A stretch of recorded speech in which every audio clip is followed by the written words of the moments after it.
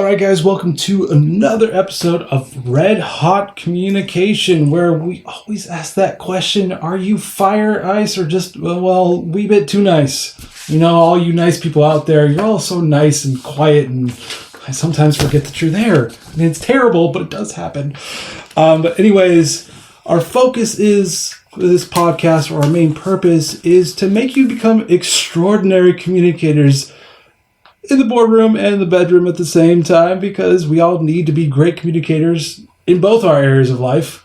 But we're going to be sharing some tools, guidelines about how to excel in life, both personally and professionally. And I'm your co-host, Brett Deister, and I do my own podcast called Digital Coffee, where I talk about tech, marketing, and gaming. Check it out at digitalcoffeepodcast.com. But that's enough about me. I want to introduce Brenda Williams, our main host of the show. Welcome, Brenda. Hi, Brett. I'm excited to be here again with you and all of our audience. And I want to reach out to everybody and shout out, don't get too concerned about all the way from the boardroom to the bedroom, because what I mean by that is, how are you waking up in the morning? What are your first thoughts of the day? How are you communicating with yourself? Are you waking up enthusiastic, excited, and joyful for your day? Are you worried about your to-do list and everything you have on your agenda, which we talked about in our last show? So good for you guys. I'm glad you're here with us. And again, this show is all about you. It's designed to help you grow and excel in life. So again, I'm always open to you emailing me, reaching out to me. I welcome your emails, your phone calls, so that I can customize our podcast towards your needs and your challenges so that you can live a happier, more joyful life. Everything focuses around communication and emotional intelligence, which follows you everywhere you go throughout the day. It's the majority of the challenges that I have seen in the workplace when I hear my friends talking around the table at a party. You know, oh, my kids won't do this, or my husband did that, or my boss did this, or my client did that. I mean, it's everywhere we turn. So this is life-changing stuff when you start to master all these little tips and tricks that I'm going to share with you. You can be much more effective in life, you can make more money, you can have more joy, and most importantly, eliminate that stress. So today, we're going to talk about discover which mindset will work to your advantage. So when you say mindset, most of us aren't walking around thinking about the different types of mindsets. So I'm going to shed some light on that today. You want to add anything to that, Brett? Well, I mean, that's not on my to-do list, my mindset. Usually my to-do list is far on the actual tasks, but that could be part of the to-do list if I really want it to be. Well, it's true. How many of you out there are walking around thinking about your mindset? Not many. I'm not. Most people are not. And what's funny is that you don't usually think about it till you start having some challenges in life. And what does that mean? Well, maybe you're having some issues in your relationships with your friends or your husband or wife. Maybe you're not able to find that special person. I was talking to someone the other day who said to me, and he's probably in his 50s, it was Valentine's Day. I said, how was your Valentine's Day? And he said, oh, I didn't really have a Valentine. I said, oh, why is that? He goes, well, I choose not to date anymore. It's no fun. It's so much work. And I said, oh, well, have you ever been married? And he said, no. All of those women are the problem. So, for those of you that think everybody else is the problem, I offer you an opportunity to look in the mirror and start stepping up to the plate and saying, what part am I playing in all of this? And once you discover your mindset and your approach and your emotions behind your communication, you're able to really think a little differently. It sheds some light on the subject as to why you're having some of those challenges and obstacles in your relationships and maybe with workplace people and clients. And for those of you that go, hey, I don't have challenges, I've mastered it. How many people do you work with or live with that need this help? Maybe you can inspire and motivate them a little bit. So let's talk about the mindset. So first, I want you to know there's a fixed mindset and there's a growth mindset. So when you have a fixed mindset, it's pretty simple to get this one. But I'm going to throw some thoughts and some thinking that comes along with a fixed mindset. Or better yet, just tell you what happens to people, how they're showing up in life when they have a fixed mindset. And so you ask yourself, as I go through this list, which one am I? And some of us might be a little bit of both, depending on our situation and what we're experiencing. But ask yourself, which one do I have more of? So in a fixed mindset, your talent and your intelligence is static. You're not really pushing yourself out of your comfort zone. You stay where you're comfortable.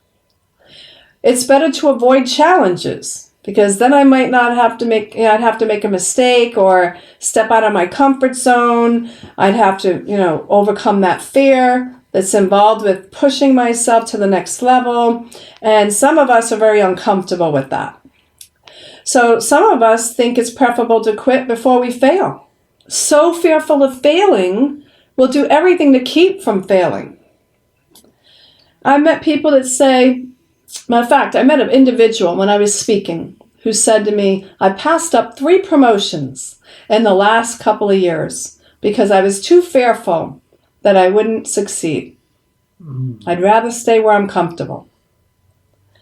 Ignores criticism and feedback. Right? How many times have we had some negative feedback that's got under our skin? And we kind of blame the other person. It's their issue. I'm not the problem. Yeah, totally. Yeah, I'm never the problem. Everybody else's fault besides mine. And then we view success of others as a threat. If other people are doing better than us, it makes us look bad. So that's a fixed mindset mentality. Now let me tell you what a growth mindset looks like. Talent and intelligence can be developed. Thriving to achieve, always learning something new, reading, taking classes, signing up for new things to do, taking on new projects that you're not comfortable with, that you've never done before. Embraces challenges to grow. Failure is an opportunity for learning. The last show we talked about mistakes. It's changing your thinking around failure, recognizing we're all human beings and we're going to fail eventually, especially if we push ourselves out of our comfort zones. Effort leads to mastery and success. And criticism is feedback to improve. So let me really listen to what people are telling me. Let me listen to what they're thinking. How am I coming across to them? What can I do differently to be better, to reach for my best self? And finding inspiration in learning and looking at others that are successful. Being excited to be around other successful people. Can you see the difference in that mindset, fixed versus growth? Mm-hmm. It's like night and day. Yes, it is. And it's pretty incredible when you start recognizing where you show up at different areas of your life. Because I think a lot of us, or most of us, have some fixed mindsets around our beliefs and certain things in life. And so very important to recognize and acknowledge where that is. Because as you can see, the way I shared it, it holds you back. It keeps you from moving forward and excelling. And what's fascinating, because I hear this in my coaching all the time. It's fascinating. We make these amazing, great logical excuses as to why we're not doing something. And as a coach, I'm trained to see those hidden roadblocks, those obstacles that we've created in our own mind. And I hear them and see them all the time. The stories that we create that we actually believe to be true about why we can't do something, or why it's better to stay in our fixed mindset. And when you start challenging those perspectives, life can change. However, it's easy to tell someone to change, but it's hard to do if you don't find a new tool or a new skill, a way to change those habits that you've created over all these years. Now, Brett's shared with us, he's picked up a few bad habits. I know most of you have as well. And I have some bad habits. I just picked up a few. So we have to be consciously aware of what are those habits when it comes to our communication. So how do you go ahead and make that change when it's so deeply ingrained? I'm going to share 6 ways that you can start doing that. And while I do that, we're going to stop and pause, and we're going to talk about some real life situations that some of you might be able to relate to. And see how important and how necessary it is to make these shifts, to do this work, to see how it's holding you back in so many ways when you're not even aware of it. And when you start hearing the stories, you'll see, oh, I know somebody like that. Or, ooh, that's me. So we'll share some of our own personal stories. And please write in and tell me some of yours. So as we go through these exercises, I can share some more tangible, real life stories that will inspire people to change, to recognize that life can be better. We can have everything we want if we just get out of our own way, modify our approach just a little bit. So we're going to talk about the independent mindset. This is one where you have a selfless independence. And so the first part of that is your intellectual independence, where you're willing to say no and disagree with others. Now, I've worked with a lot of people pleasers that are fearful to say no. They don't want to upset the apple cart. Oh, if I tell my boss no, I might lose my job. Oh, someone might not like me. My client would go somewhere else. So they'll stand back and they won't say no or disagree. And that can get us into some troubling situations. And there's 2 sides to that coin. So Brett, what were you sharing with me earlier about that? Well, one of my last interesting jobs, I was technically an assistant, but the marketing director was never there. So it kind of almost was always on my shoulders to get stuff done and maintain the marketing aspect of it. And I listened to feedback about the magazine they were doing, and the feedback was never good. This is awful. Even the COO didn't like it. So I decided to change the magazine for the better. That didn't go over very well. So how many of you have been in companies where you didn't like what was going on, or you didn't think it was the best approach, and you had really great intentions? You wanted to really, truly help them, so it came from a good place. And when you started speaking out against the old way of doing things, how did it affect you? Well, they were still in their fixed mindset that nothing was wrong, even though everybody did not like it, and the grammar was not right. And they were giving this to investors and employees. So this was the face of the company in some ways. And my thing is, do it right and do it well. Don't do it half as good as you can do it. And so I had a disagreement with him because, well, they basically tore my magazine apart, saying that the CEO basically told me my magazine looked like death because it had black in it. So there was a difference of opinion. The old way, Brett felt, didn't look very good. And the new way, they didn't embrace because they were stuck in their fixed mindset and they didn't want to change. And they kept telling me to think outside the box. And I was like, what do you think I'm doing? So this is a great example, because in our future podcasts, we're going to talk about skills that can help you work through this type of situation. When you're working with people that are resisting change, it's hard to go in and just flip a switch and get them to see things your way. You got to kind of inspire people, motivate them, lead them to a new way of thinking. So building those one-on-one relationships, getting some stakeholders to see things your way, to get some buy-in from people. So politics play in being successful, getting your concepts put out there. And so if you have a project initiative that you're trying to sell, or a direction that you want to go with a particular effort, who are you getting on your side? And how are you going about it? So had you taken the time to connect at a deeper level with some of those people, you might have been able to sway a couple of them. Well, I thought I was on good with the COO, but and apparently I was validated with other people, is that he basically would backtrack anything he said when he was with the CEO. So the CEO was always, whatever he said was law. Right or wrong, it was law. And even though I challenged some of their ideas, so they told me they didn't want anything to do with the med tech field, but they were a med tech company, and their trademark was giving patients their lives back. And I was like, then why do we have patients in our trademark? That's a very medical term.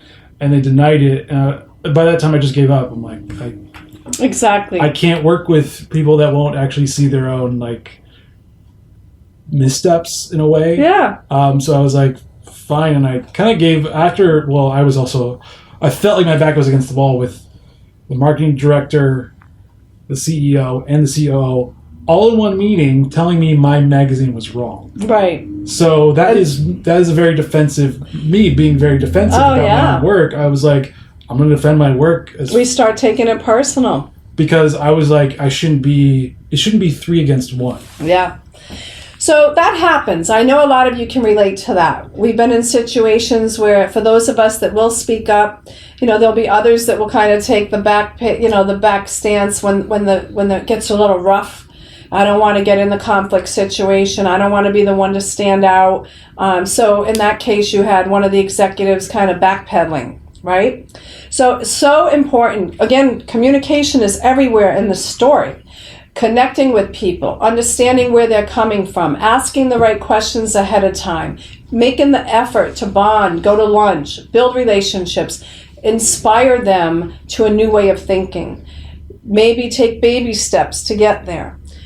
Share more information as you go along. With each person, your communication style needs to be modified, because not everybody will adapt or respond in the same way.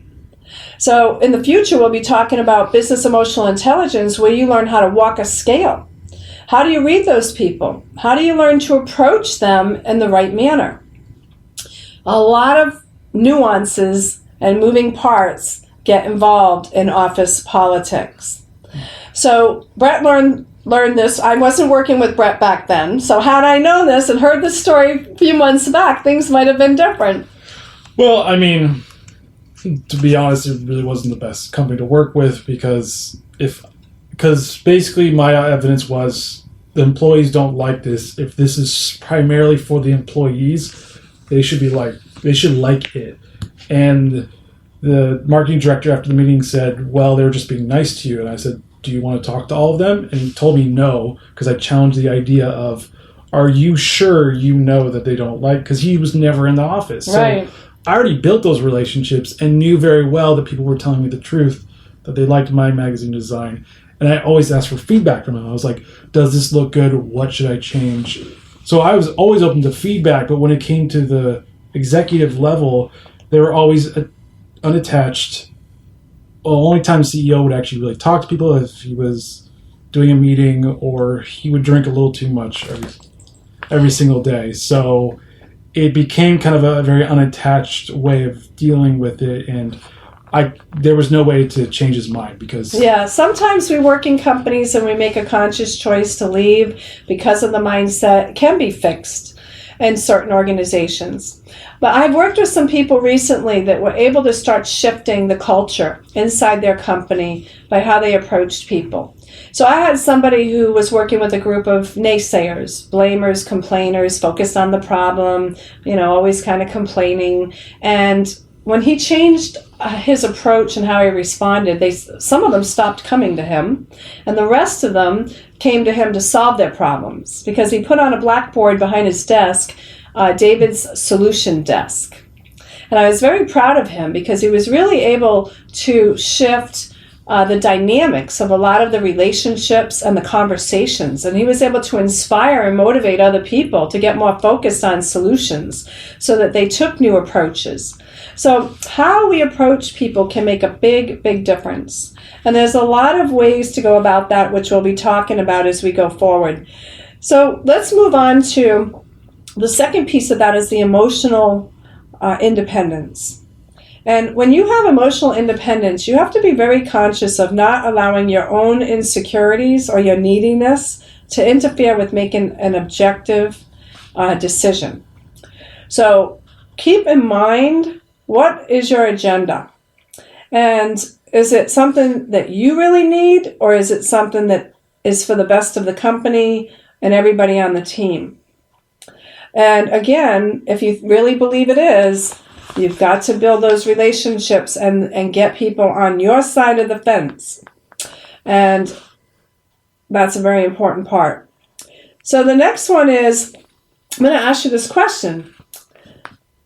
Do you exercise intellectual and emotional independence in your relationships? Mm-hmm. Sometimes we do, sometimes we don't. Brett and I were talking about this earlier. So, the fear of disagreeing with somebody, what's going to be the outcome? Sometimes people are fearful they won't like me, they'll judge me, I won't be seen as part of the team. And so that's the negative thinking.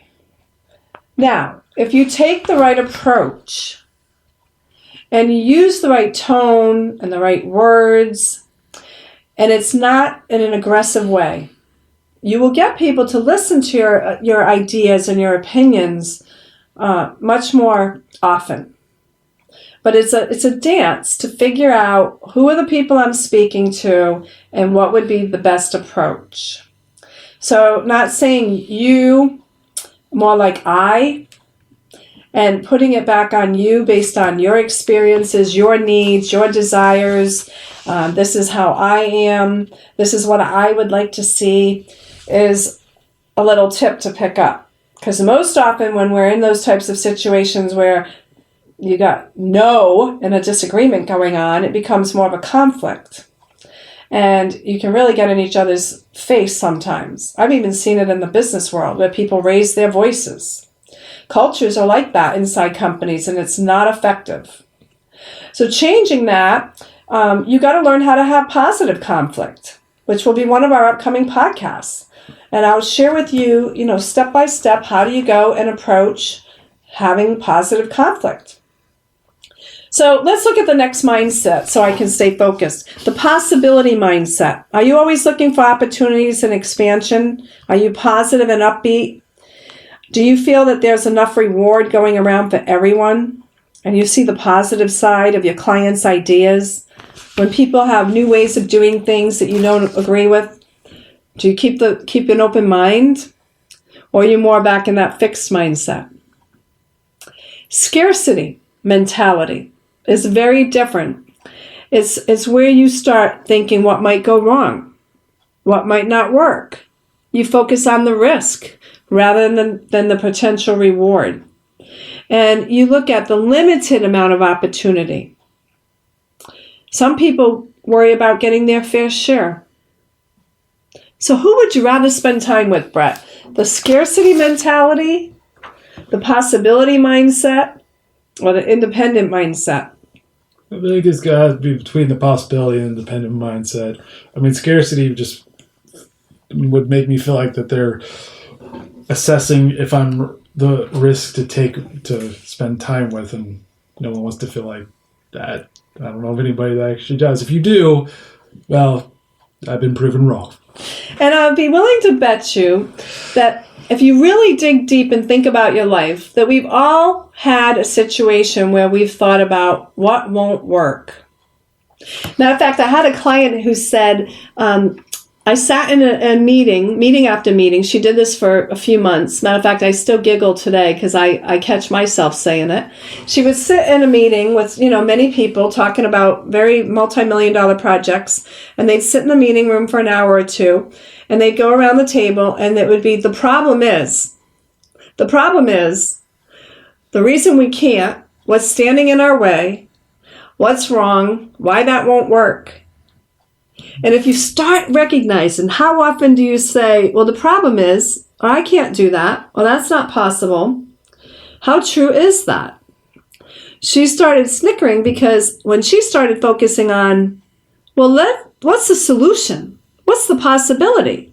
You get people off of focused on the problem, and you start brainstorming about new ways of doing things, and the world transforms right before your eyes. We make these excuses all the time about the problem and what won't work, and so often we're not looking outside of our box.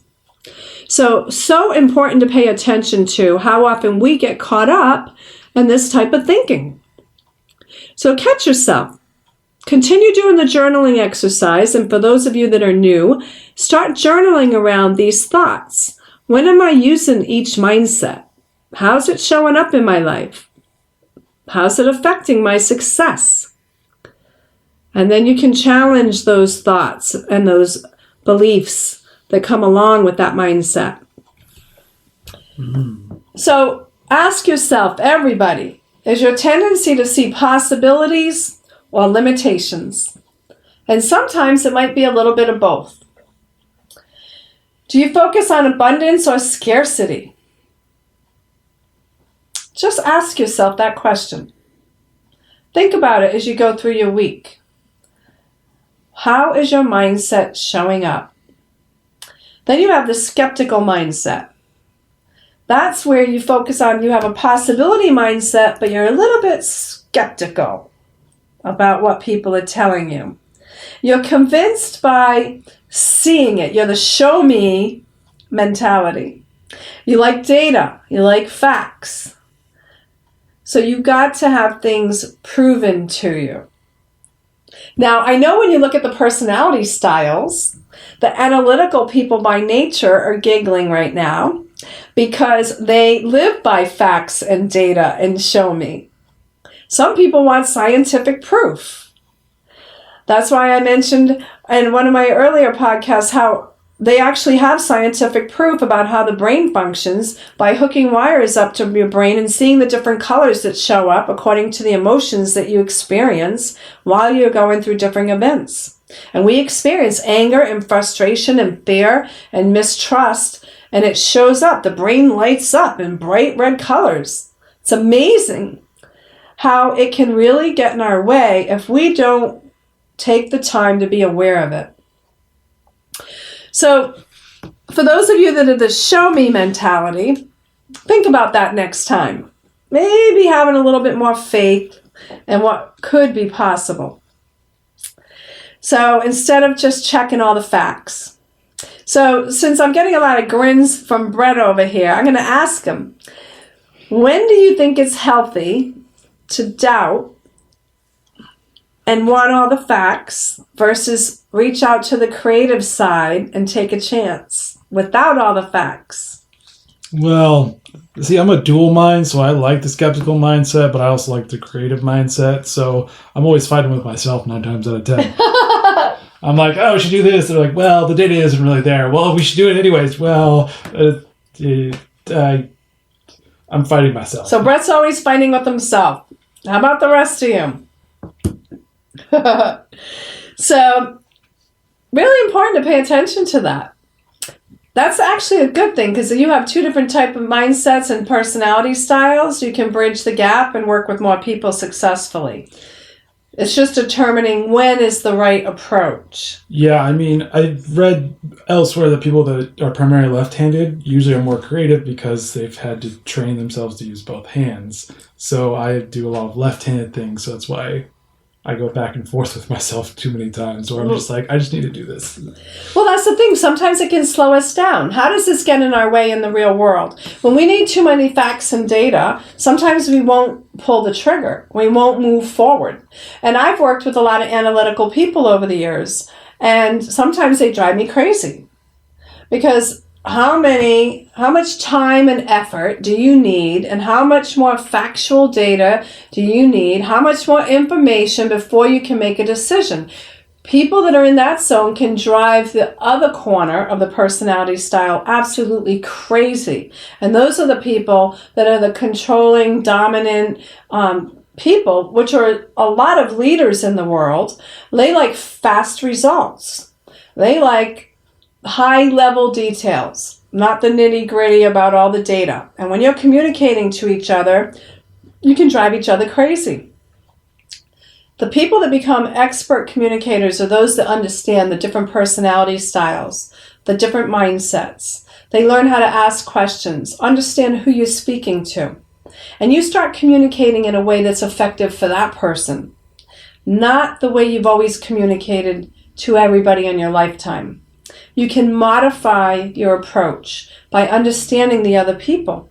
So when you learn these different mindsets and different personality styles, and you learn more about emotional intelligence, you can go anywhere and get more of what you want. You can inspire and motivate people to do things. You can get promoted because everybody gets to see how great you are at what you do. And you have a lot less friction in your life, a lot less conflict, because you learn how to deal with it in a positive way. It's really amazing how it can be a life-changing experience for you. So then you got the curious mindset. Remember when we were children, we had curiosity about everything? I bet Brett was the type that asked a million questions when he was a little boy. I don't really remember. But as adults, we start putting constraints around what's right or wrong. We get smug in our own expertise. I already know that. My approach is the best approach. And sometimes we get stuck in our own way by not opening up our mind and being curious about other people's ideas, their approaches, a new way of doing things that might be more effective and more productive. Oh, we've always done it that way. Has anybody ever heard that? I worked in a county agency, and the new leadership was trying to change the culture. And they had people that had been there 30, 40 years. We've always done it that way. Why do we need to change? And when you have that fixed mentality, nothing changes. Ran into that with my example, because they always did it that way when I was doing a new approach. And you don't grow. You don't expand beyond where you're currently at. So what's great as a coach is I've been trained to be curious. I ask a lot of open-ended questions, and I get to learn where people show up in these different areas. And I'm able to really discover quickly what type of mindset you have, what are your hidden obstacles and roadblocks, and how is it holding you back. So it's a skill set that you can all learn, or part of it, from asking open-ended questions. Be curious.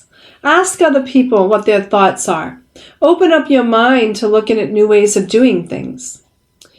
Create the we mindset, which is where you have collaboration, where you help others. You work closely together. There's give and take. That's what has to happen in relationships. It's what has to happen in teams. In life, if you take on a give and take we mindset, it's going to take you far in this world. Sometimes that's hard to do. We might feel very strongly about something and totally disagree with the other person. So you really have to take time to hit that pause button and take a deep breath and say, what can I do differently to have more of an open mind so that I can listen to where this person's coming from, even if you don't agree with them. So very important to look at these different mindsets. And as you follow me on, and you read my book, and you go through my leadership program, which I give to you complimentary. All you need to do is go to my website and subscribe in. You'll get more tangible tools on how do you do this. How can I really learn this stuff? And it starts with just doing it step by step. Once you develop these skills, your world will start changing around you. So ask yourself, what do I want more of? What is it that you want? What do I want? I want success. Success. And what does success look like? Oh, well, not working for companies that don't listen to me. Okay. So you want people to listen to your ideas. At least listen. If they disagree, I'm fine with disagreements. So when you go to a new company, learning more effective ways to present your ideas can make a big difference. Yeah, I always say this everywhere I go. I don't always have the best ideas, but at least hear me out. Yeah.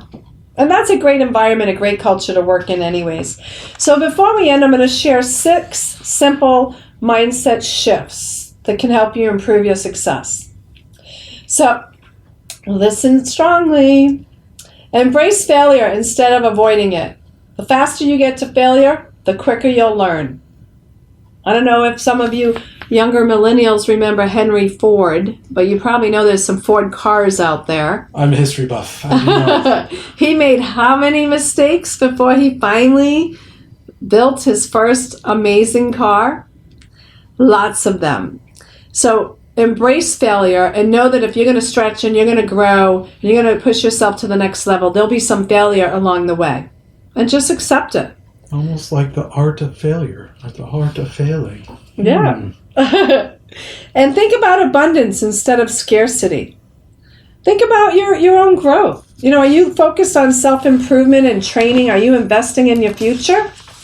A lot of people I talk to say, oh, I don't have time for that. I don't have money for that. Change your mindset. Make the time. Take the effort. Work on your self-improvement so that you can grow and have a more effective life. Plus, that should not be excuse. Online has so many great resources to learn for free now. That's true. And I'm offering my free leadership program to all of you. Find the time. Embrace your challenges. Look at them as opportunities and seek them out. Be the one that steps up to the plate and says, I'll take on that new project. Even though I know nothing about it, I'll figure it out. I'll go make it happen. Use your setbacks as learning opportunities. Don't let them drag you down. Obstacles are going to show up in our lives. That's just part of life. Don't dwell on it. And most importantly, don't take it personally. When you get criticism or something doesn't work out, take a moment to hit that pause button and say, what can I do differently? How can I approach this in a new way? When you start practicing these different mindsets and these approaches, you create self-confidence, you have more enthusiasm, you have more happiness and success. It relates to more money and to less stress. Isn't that what we all want? So I invite you to continue the journey. Keep coming back to the podcast. Next week, we're going to talk about removing hidden obstacles. I'm going to show you how we have these really great stories and excuses that we've created in our mind, and they're really hidden roadblocks. They're obstacles that we put in the way of our fear to keep us from doing something that we're not comfortable doing.